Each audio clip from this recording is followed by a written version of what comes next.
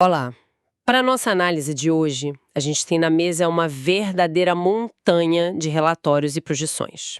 É bastante coisa. Sim, estamos falando de documentos do FMI, do Banco Mundial, Goldman Sachs, JP Morgan e, claro, o mergulho nos dados específicos do Brasil, com a pesquisa Focus e as análises da Instituição Fiscal Independente. Uau! A nossa missão aqui é ambiciosa.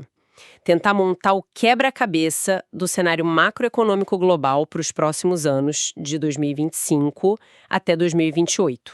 E é um quebra-cabeça com peças que, assim, à primeira vista, não parecem se encaixar muito bem. Exato. A gente tem projeções super otimistas para alguns ativos e, ao mesmo tempo, pessimistas para outros. Tem economias acelerando, outras friando. E o nosso trabalho aqui vai ser justamente esse. Encontrar a lógica por trás do que parece ser um caos, sabe? Identificar os consensos, mas principalmente apontar onde as narrativas se contradizem. Porque é aí que moram os maiores riscos e as oportunidades também, né? Exatamente. Então vamos tentar entender a história que esses dados contam. Para onde vai o crescimento do mundo? Como o Brasil se posiciona nessa foto? E no fim do dia, o que tudo isso significa para o ouro, para as ações e até para os criptoativos. Certo. Então vamos lá. Olhando para o quadro geral, qual é a grande manchete da economia mundial para os próximos anos? Olha, a grande manchete, eu diria, é divergência. Não estamos falando de um crescimento global uniforme de jeito nenhum. Ah, interessante. O FMI e o Banco Mundial até colocam um número na mesa, algo em torno de, 3,1%, 3,3% para 2025. Mas esse número esconde mais do que revela, então. Exatamente. O que a gente vê de verdade é um mundo funcionando em múltiplas velocidades. É como se diferentes países estivessem correndo em pistas completamente separadas. Certo, então vamos separar essas pistas. Quem está na pista de alta velocidade? Surpreendentemente, ou talvez nem tanto, os Estados Unidos. Eles continuam mostrando uma resiliência, assim, notável. Mesmo com juros altíssimos. Mesmo com juros mais altos das últimas décadas, a economia americana segue crescendo. As projeções ficam ali na casa de 2%, 2,3% ao ano. E o que sustenta isso? Basicamente duas coisas. Um consumo que se recusa a ceder e um boom de investimentos privados ligados à inteligência artificial. A febre da IA. Isso. Do outro lado do mundo, a China ainda cresce a taxas que parecem impressionantes, entre 4,5% e 5%. Mas tem um mas aí, né? Tem um mas enorme. O importante aqui é a tendência. É uma trajetória clara de desaceleração estrutural que está sendo puxada para baixo pela crise no seu gigantesco setor imobiliário. Ok. Então, temos os Estados Unidos firmes e a China desacelerando. E a Europa nessa história? Pelos dados, parece que eles estão na pista mais lenta de todas. Exatamente. A zona do euro é o principal ponto de fragilidade no cenário global. As projeções de crescimento são muito modestas, variando de 1% a 1,5%. É quase uma estagnação. É uma economia que está, na prática, patinando. E essa diferença de ritmo entre as regiões é onde a coisa fica realmente interessante, porque ela força a mão dos bancos centrais. E eu imagino que isso cria uma espécie de cabo de guerra na política monetária, certo? Perfeito.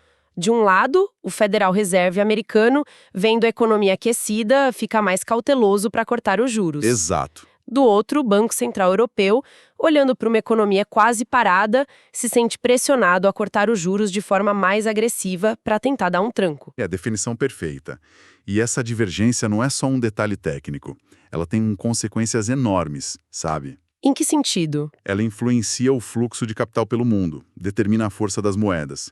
Um cenário em que os juros americanos demoram mais a cair significa um dólar mais forte por mais tempo. O que funciona como um freio de mão para o resto do mundo. Exatamente. Principalmente para os mercados emergentes. Essa dinâmica de múltiplas velocidades globais é fascinante. A Europa patinando, os Estados Unidos firmes. Onde o Brasil entra nessa foto? A gente consegue pegar carona na resiliência americana ou corre o risco de ficar para trás com a Europa? Essa é a pergunta de $1 milhão. E os relatórios sugerem que o Brasil está, na verdade, numa pista muito particular, com seus próprios obstáculos. E quais seriam? Por um lado, as projeções de crescimento do PIB, segundo o relatório Focus, são modestas, algo em torno de 2,1% em 2025 e depois caindo para 1,8% em 2026. Não é uma crise, mas está longe de ser um crescimento robusto. Longe. E, ao mesmo tempo, a nossa taxa de juros, a Selic, deve continuar nas alturas. A projeção do mercado é que ela termine 2025 em 15%. 15% é muito alto. É altíssima. E com cortes bem graduais só a partir de 2026, talvez chegando a 9,5% ou 10% lá em 2028. Então, a história que os números contam é crescimento baixo com juros muito altos. A pergunta óbvia é: por quê? E a resposta, que aparece de forma unânime em todas as análises, é uma palavra: fiscal. O fiscal. Sempre ele. O ponto central do drama brasileiro que os dados da Instituição Fiscal Independente, a IFI, deixam claríssimo. É a trajetória da nossa dívida pública. E os números aqui são preocupantes. A projeção é que a dívida bruta, que já está perto de 78% do PIB, Isso. salte para mais de 82% em apenas um ano, já em 2026. É um aumento muito rápido e é isso que está assustando o mercado. Exato. E o que é mais fascinante e ao mesmo tempo assustador é a matemática por trás desse aumento. Como assim? Não se trata apenas do governo gastar mais do que arrecada. O problema é mais profundo.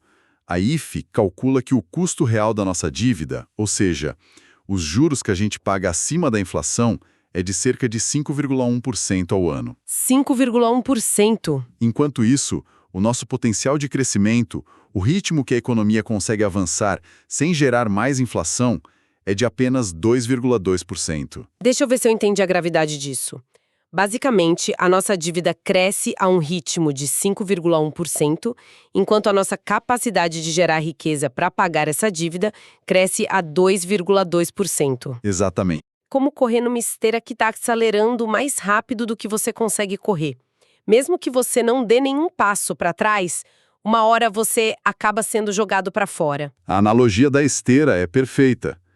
É exatamente isso que os economistas chamam de estagnação fiscal. Um ciclo vicioso. Exato. O baixo crescimento dificulta o controle da dívida, e a dívida alta, por exigir juros elevados, sufoca o crescimento. E para quebrar esse ciclo, a conta que a IFE apresenta é brutal. E qual é a conta? Seria necessário que o governo gerasse um superávit primário de 2,1% do PIB só para estabilizar a trajetória da dívida. E o que significa esse superávit primário na prática, assim, para o dia a dia? Pensa no orçamento de casa. O superávit primário é o que sobra do seu salário depois que você paga todas as contas do dia a dia, aluguel, comida, escola, mas antes de pagar a fatura do cartão de crédito, que seriam os juros da dívida. Entendi. A IFI está dizendo que essa sobra precisa ser enorme, equivalente a mais de 2% de tudo que o país produz em um ano, só para nossa fatura de cartão parar de crescer. E conseguir isso é um desafio político-econômico gigantesco. Gigantesco. Entendido. E essa vulnerabilidade fiscal é o que explica por que as projeções para nossa bolsa, o Ibovespa, são tão dispersas, variando de 132 mil a 155 mil pontos para 2025. Exatamente. Ninguém sabe ao certo se o país vai conseguir sair dessa esteira. A incerteza fiscal é a grande nuvem que paira sobre os ativos brasileiros. Ok, com esse pano de fundo global e local bem desenhado, vamos ver como o mercado está além desse quebra-cabeça. Quais são as grandes apostas que aparecem nos relatórios para os próximos anos? Olha, se há um consenso, uma aposta central que aparece em quase todos os relatórios dos grandes bancos, é na queda do dólar. Ah, isso é interessante. Eles olham para um indicador chamado DXY, que é basicamente uma cesta que mede a força do dólar contra outras moedas fortes, como o euro ou o iene. Certo. E a projeção é que esse índice, que hoje ronda os 104, 105 pontos, caia gradualmente para abaixo de 100 nos próximos anos. E um dólar mais fraco, historicamente, é um bom sinal para o resto do mundo, certo? Tende a impulsionar o preço das commodities, mercados emergentes. Exatamente. E é por isso que essa expectativa de dólar fraco está diretamente ligada a projeções muito otimistas para certas commodities. Mas aqui, de novo, a palavra-chave é divergência. Ou seja, o mercado não está otimista com tudo. De jeito nenhum. Ele está fazendo uma aposta muito específica. Certo, então não é uma maré que levanta todos os barcos. Quais barcos o mercado acha que vão subir? O grande transatlântico que todo mundo está apostando é o ouro. as projeções são consistentemente altistas. Todas elas. Praticamente. Partem de cerca de $3.700 a onça já em 2025, e alguns bancos como Goldman Sachs chegam a falar em valores que podem superar $5.000 ou até $6.000 até 2028. Uau! E por quê? Qual é a tese? É uma combinação de fatores. Primeiro, a busca por proteção contra riscos geopolíticos e fiscais, como o que acabamos de discutir. Faz sentido. Segundo, a demanda forte e contínua de bancos centrais, que estão trocando dólares por ouro nas suas reservas. E terceiro, a expectativa de queda dos juros reais nos Estados Unidos. É quase como se o ouro fosse uma apólice de seguro contra a má gestão dos governos. É uma ótima maneira de colocar. Agora, em contraste total, a gente tem o petróleo. Aí o cenário é outro. É o oposto do ouro. A expectativa consolidada é de preços mais baixos, na faixa de $60 a $70 o barril. E o motivo? Os relatórios apontam para um excesso de oferta global, combinado com uma demanda mundial mais fraca, tanto pela desaceleração econômica quanto pela transição energética. E no meio do caminho, o minério de ferro, que é tão crucial para o Brasil. E a história do minério de ferro é, na verdade, a história da China. Imagino. Precisamente. As projeções indicam preços mais estáveis, mas com viés de baixa, ali na casa dos $95 a $105 a tonelada. E isso é um reflexo direto da desaceleração do setor de construção e imobiliário chinês. Então a história das commodities está muito bem dividida. Muito. Otimismo com metais preciosos como proteção, pessimismo com energia por excesso de oferta e cautela com metais industriais por causa da China. E para os mercados de risco? Ações e criptoativos. O que os relatórios dizem sobre o S&P 500, o principal índice americano? As projeções para o S&P 500 também são de alta. Os alvos para 2025 variam entre 6.100 e 6.900 pontos. É uma alta considerável. Sim, e o grande motor dessa tese é a narrativa de ganhos de produtividade com a inteligência artificial.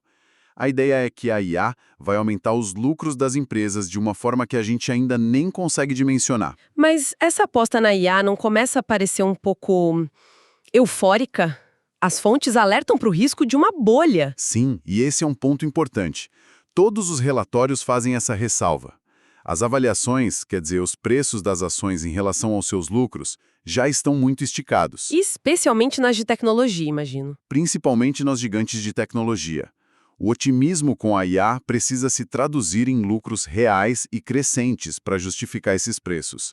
Tem pouco espaço para decepção, sabe? E no mundo dos ativos digitais, como o Bitcoin. A tese é parecida. A tese é diferente, mas as projeções são igualmente ou até mais fortes. Tipo quanto? Falam em Bitcoin na faixa de $110.000 a $125.000 já em 2025, com alvos muito mais altos nos anos seguintes. Mas aqui, a narrativa é menos sobre a economia global e mais sobre a estrutura do próprio mercado cripto. E qual seria o motor? A crescente adoção institucional, principalmente via os ETFs, que criaram uma nova e gigantesca porta de entrada para o capital de grandes fundos. Então, se a gente conectar todos esses pontos, o cenário que o mercado está precificando é um de dólar fraco, juros caindo nos países desenvolvidos, Isso. o que seria bom para ativos de risco, como ações e cripto, e também para o ouro. Parece um cenário bem otimista, quase um cachinhos dourados. Qual é o grande C?